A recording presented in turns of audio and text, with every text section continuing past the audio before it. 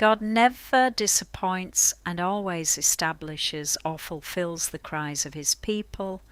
Today, the Word of God looks at 3 profound examples where hope was met with an answer that exceeded the original request. Unfailing hope, Hannah. For this child I prayed, and the Lord has granted me my petition that I made to him. Hannah was bitter in soul, facing years of silence and disappointment. Yet God did not just give her a son. He gave her a prophet who would change the course of a nation. God's delay is often the preparation for a greater establishment of your prayer. My hope in God is never misplaced. He is working on an answer that is greater than my current struggle. Redirection, Paul. This is the confidence that we have toward him, that if we ask anything according to his will, he hears us. In the book of Acts, Paul was often disappointed by closed doors. He was forbidden to speak in certain regions. However, God was establishing his supplications by redirecting him to Macedonia, opening the door for the gospel to enter Europe. God never disappoints. He simply redirects us toward a more established success.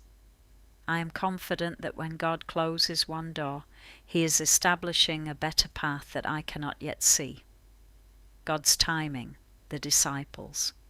Hope does not disappoint us because God's love has been poured into our hearts. The disciples were devastated by the death of Jesus. It was the ultimate disappointment. They thought their hope was gone. But 3 days later, God established their original hope in a way they never imagined, through a victory over death itself. What looks like a disappointment today is often the seed of a resurrection tomorrow. I will not be put to shame by my current circumstances, for God is faithful to finish what he started. God, who is my everlasting Father, I stand on your promise that those who hope in you will never be disappointed. Like Hannah, I lay my deepest petitions at your feet, trusting that you hear every whisper of my heart and are already establishing the answer.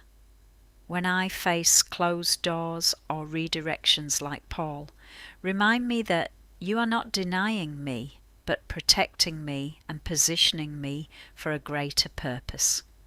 And in seasons where my hope feels buried, give me the faith of the disciples to wait for the 3rd day, knowing that you are the God who turns every disappointment into a divine appointment. Establish my steps, fulfill my supplications according to your perfect will, and let my life be a testimony of your unfailing faithfulness. In the name of God, whom I trust, with wholehearted obedience, I offer 10,000 worships.